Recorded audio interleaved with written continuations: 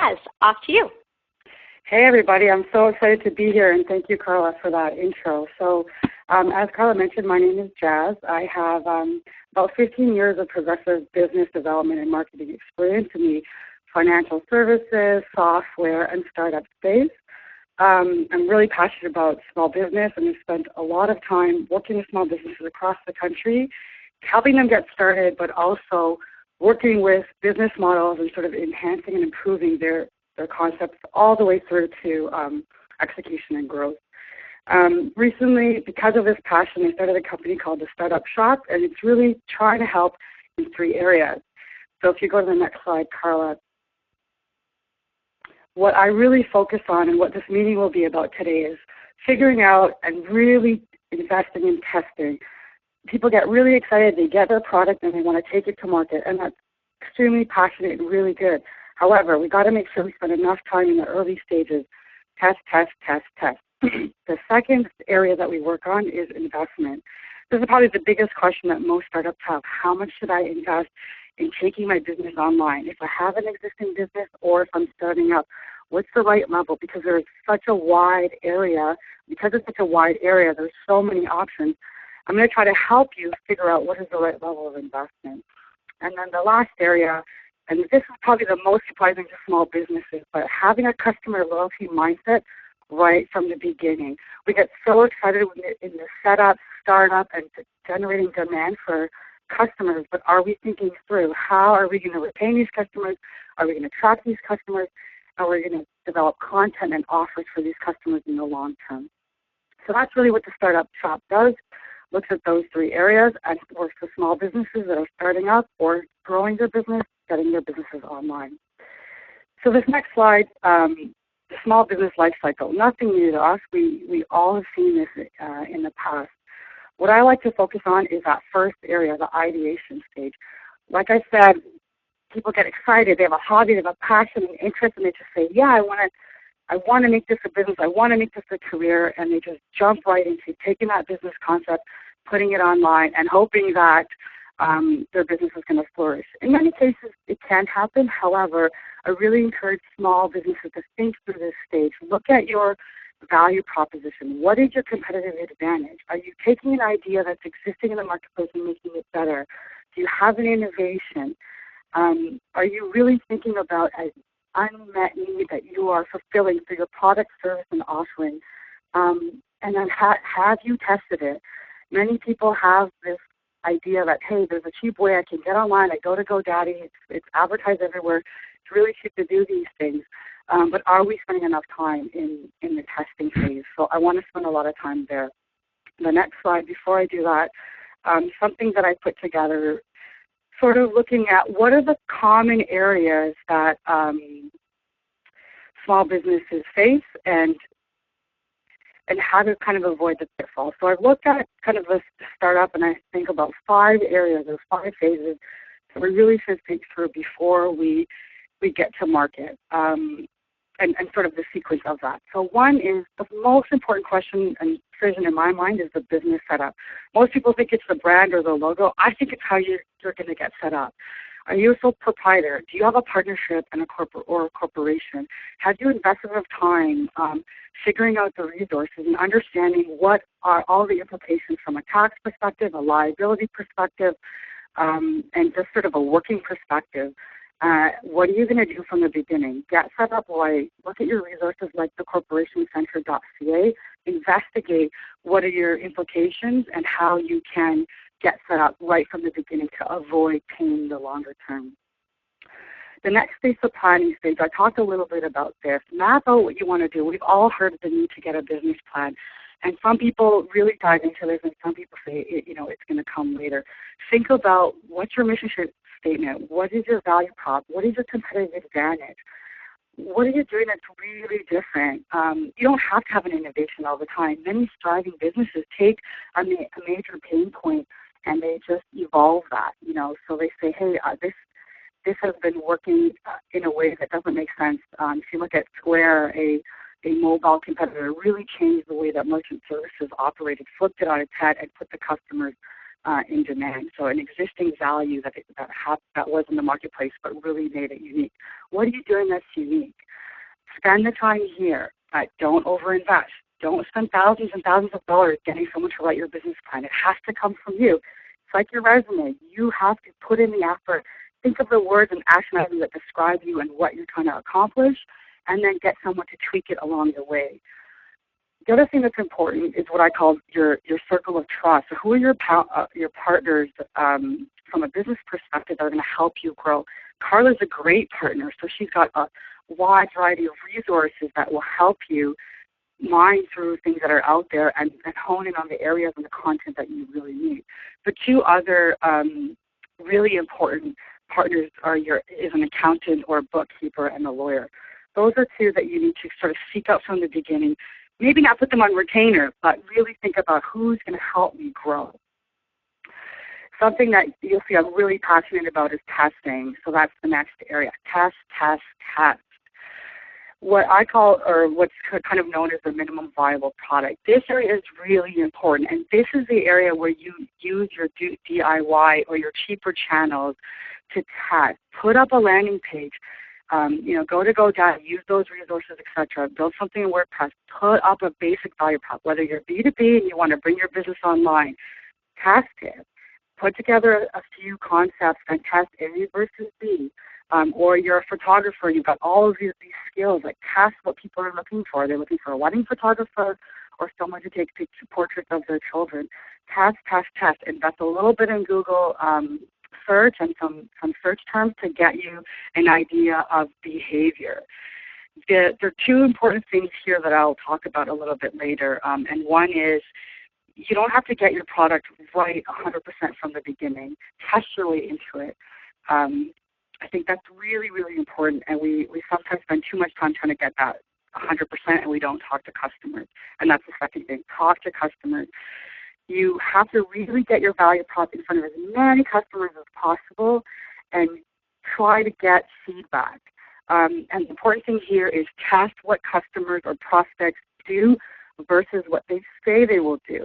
If you ask them, hey, would you pay for this? And they say, yeah. But how many people will actually pay for it? Test to the point where you're going to almost get that customer to input their credit card information, or if they're on the phone, they're ready to give you the mailing address, so that you are really you're really honing in on who's going to actually buy my product, service, or offering. The next area, and I think people sort of jump from I have a concept to this area, is your brand properties. We get excited. We want to build a logo. We want to build a website. We want a slogan, and those are really exciting and interesting things. But please make sure that you go through the steps to get here and then enjoy this, because you know that you've tested, you've set up right, and you have a clear mission statement and a unique selling proposition. Now it's the fun, easy stuff, right? So get excited, get your creative juices going, get your business name, and make sure the name says something about what you're doing. The Startup Shop. We're helping people start up. Shop is a little bit fun and friendly because you can't actually purchase something. There's no shopping cart, but it's something that's unique in the market. Develop your logo, your website, and spend and invest in your website. You may be tempted here to do the DIY because of being strapped or whatever, but I'll talk to you about the importance of website. And then the second thing that's the most important is in today's society, it's all about SEM and your social media strategy. The last section or step to avoid pitfalls is loyalty. This is an area I'm equally passionate about. I spent many, many years in the loyalty space, and this is probably the most testing is kind of compelling, but this area is probably the area that most people forget or don't think through when they start up. You don't have to invest in a whole system to figure out your loyalty or CRM right away, but the point is that you need to think about loyalty. You have to have a loyalty mindset right from the beginning. How am I going to attract the customers that are coming in, and what am I going to do to engage them and earn their loyalty? So those are the common pitfalls that we try to work through and help small businesses avoid. So now let's go a little bit deeper into testing. Testing for a minimum value prop or viable product. So invest this time. What are you going to do to take your concept, whether it's B2B, whether it's consumer, whether it's a product, a service, thing, or offering. How do I invest really cheap in the early days to get here? So there are a few testing principles, and as Carla's building out this slide, build simple landing pages to test. Learn about what customers are going to actually do.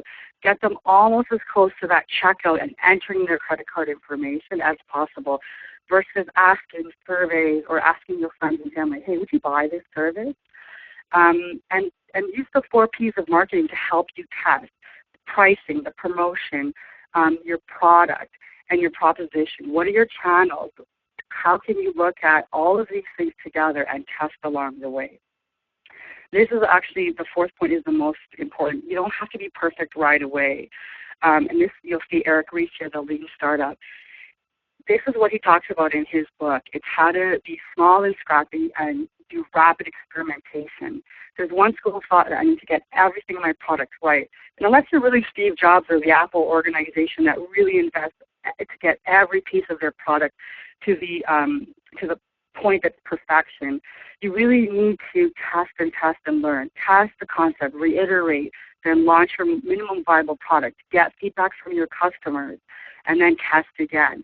And test your way into that 100 or 90% and keep going versus trying to invest right away and getting 100% without talking to a customer. And that happens a lot. You have a concept in your mind or a business proposition and you haven't talked to a customer. So talk to customers. And this is a great resource to Lean Startup. Again, like just reiterating, your product doesn't have to be perfect from the beginning. Test your way into it. The next slide is a little bit more tactical about some of the steps. So how are you going to do this? Well, you're going to try to build a basic landing page. This is your DIY. Go to GoDaddy, WordPress, etc. If you're a simple product or your service, or you're trying to figure out your packaging or different tiers, get a simple landing page out, buy some Google Words, and drive people there. And the main thing is try to get them to the point where they're going to fill out information to say, yes, I want this product. There's a little bit of an ethical thing here because you might not actually have the product. You're trying to generate demand. However, in most cases, if you collect that information and say, great, my product's not ready yet, but I'll let you know when it is, you've got a lead generation tool as well. If you're B2B, for example, and you're selling huge cat machines or WordPress, something like that, set up a 1-800 number. You can go to a website called Ring Central, for example, and for very cheap, set up a 1-800 number and get people to call that number and press 1 for X product, 2 for the other product, and just start understanding what is the marketplace out there. The second thing, we've been sort of talking about this a little bit, but task for purchase behavior. What is that behavior like? Not what the customer says they would do. What's the clear call to action that you need to determine if your product, your concept, your business idea is going to go to market? So it's very important to do versus to say. And then the third is now you iterate. You take these offerings. If you're doing an A and B comparison, you take the one that had the most response, you iterate on that, and you go again. And when you feel comfortable enough that you have enough of a lead generation or a base that will buy your offering, you carry on. So we've got a picture up of the 4-Hour Workweek. This is an awesome book with very simple, clear instructions on DIY tools and lists out a bunch of ways to bring this to life. And then in the iteration phase, this whole idea of pivot or persevere. The other thing that Eric Ries in the previous slide talked about is, in his book, is once you get this minimum viable product up, you take these learnings from your rapid experimentation and you either pivot, which means, holy, I learned something completely new that I didn't even think about, and now I'm going to take my business idea into a different direction, or you validated that you have a really strong idea that's compelling, it's unique in the marketplace, it's meeting an unmet need today, and you persevere. So that's testing, and it's really exciting, and those are 2 amazing books that everyone should have, every entrepreneur should have in their library. Okay, so now let's move on to investing. Investing. Here it is, the money slide right away. How much should you invest? So I like to break this up and say your website, for a basic website, you should be spending a minimum of $5,000 and invest around $500 to get your social and SEM or search engine marketing strategy set in place.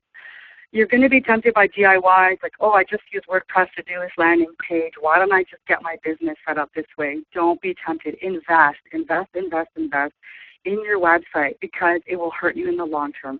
There's that old saying that you pay for what you get, or you get what you pay for, and there's no difference here. You can get a website for a few $1,000 or a few $100, but in the long term, it will hurt your business.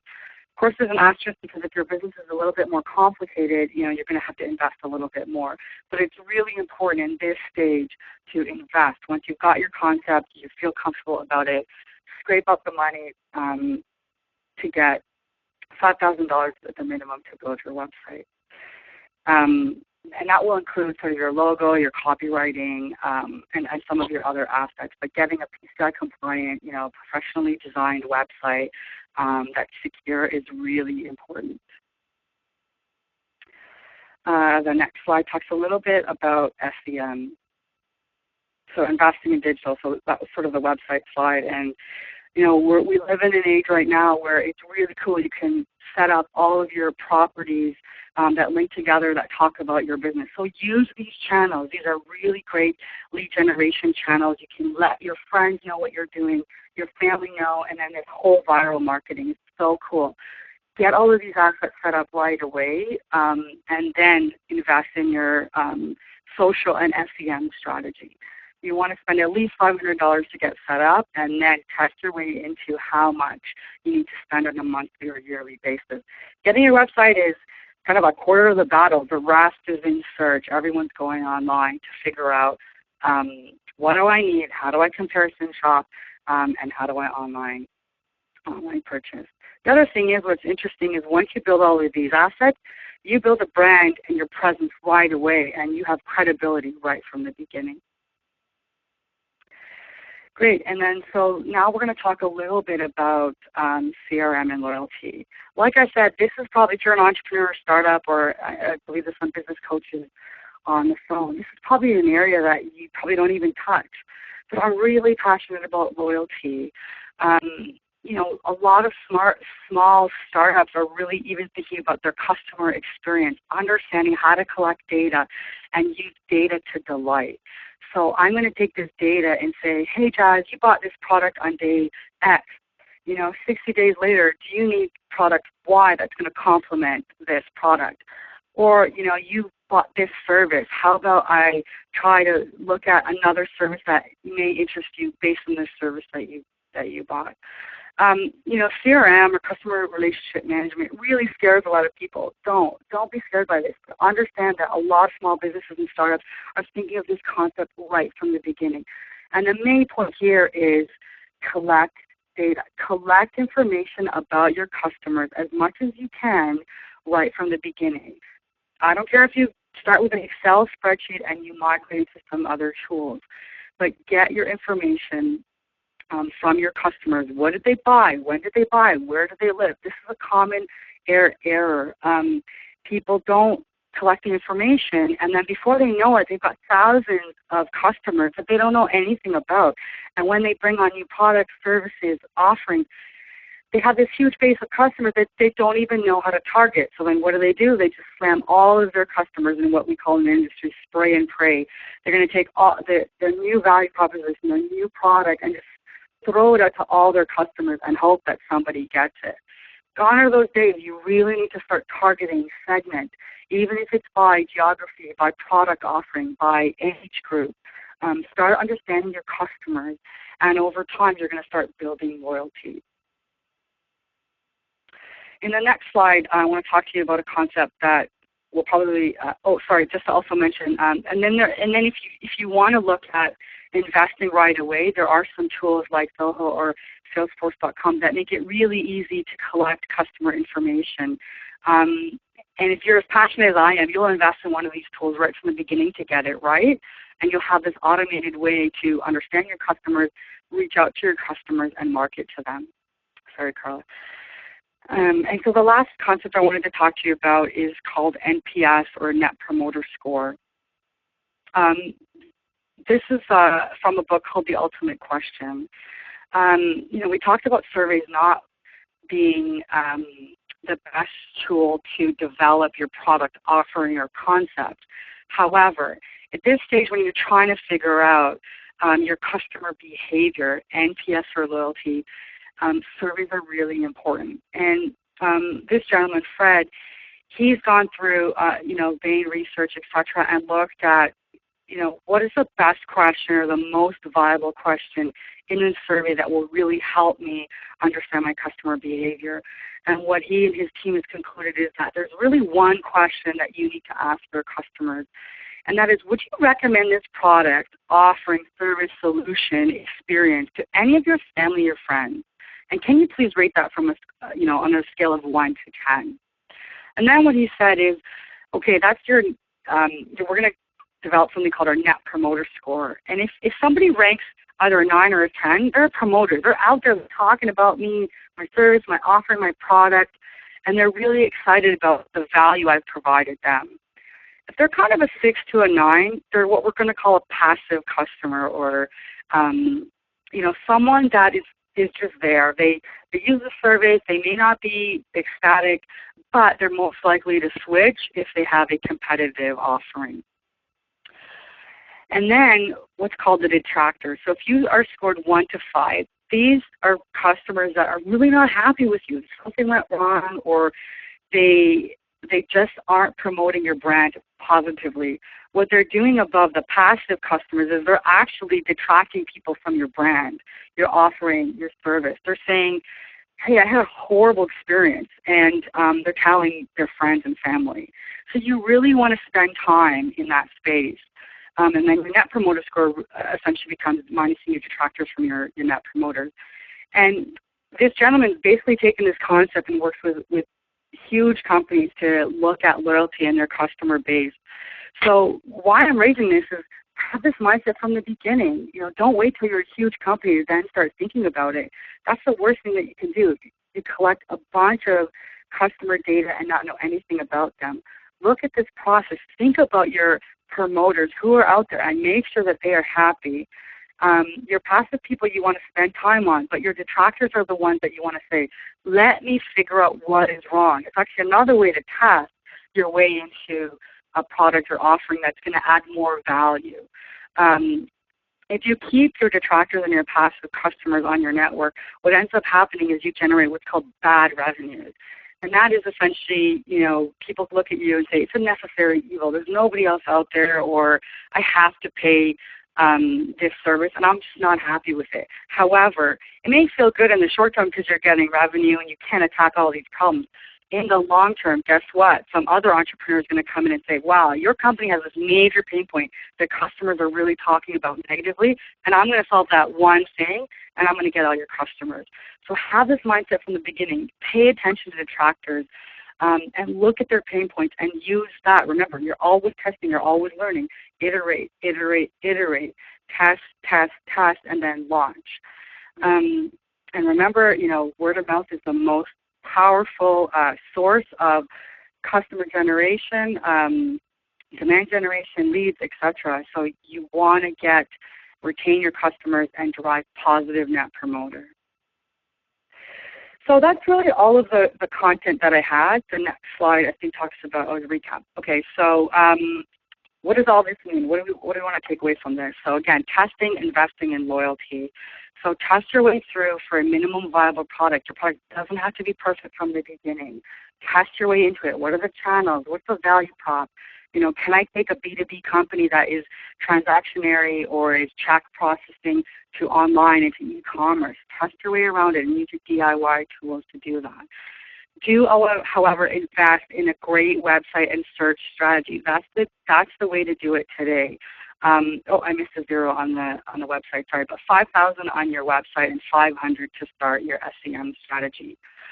Loyalty, couldn't say this, is more important now than ever. As these startups start with these value props, these unique value props, they're customer-centric. think about your loyalty strategy right from the beginning. Collect customer information and develop a mechanism, whether it's yourself and your own tools or a solution for small businesses, a platform that exists today, to at least collect the information and understand your customers. And then start asking your customers when you get a sizable base, the ultimate question, which is, would you promote my product, my service, my offering to someone else in your network? And try to drive net promoters. Try to get those 9s and 10s and really focus on the detractors, because they're not, all the effort that you're putting at the top, they're falling at the bottom and not doing you any justice.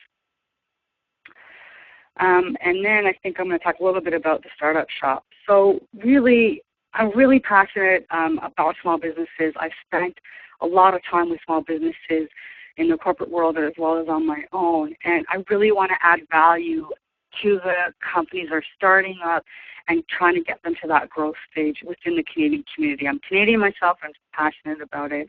And the 3 areas that we work with is rapid testing, helping companies figure out how to test their way through to a minimum viable product and then test, iterate, test, etc. We build websites and search strategies. It's pretty compelling. It's pretty basic. It's part of our consulting kit. But we ensure that we're investing in compliant websites and search strategies from the beginning. And then we try to really push loyalty mindsets from the beginning and help companies implement affordable CRM tools or just the thinking around loyalty. And it's such a strong word, and you may think it's for larger companies, but we really try to build that mindset with our small business owners from the beginning.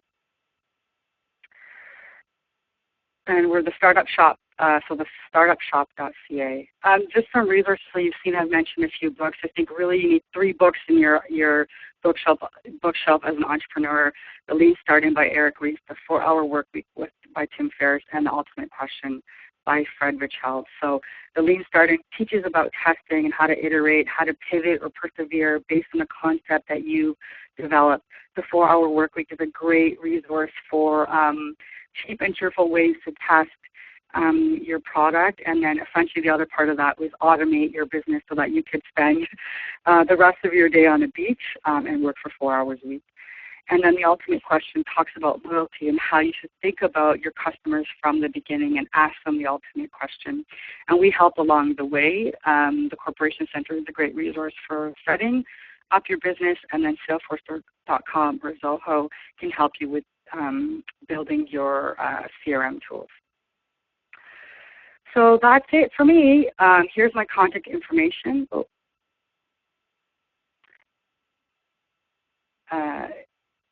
Yeah, I think Carter's just getting it up. Yep, so there's my contact information, the website.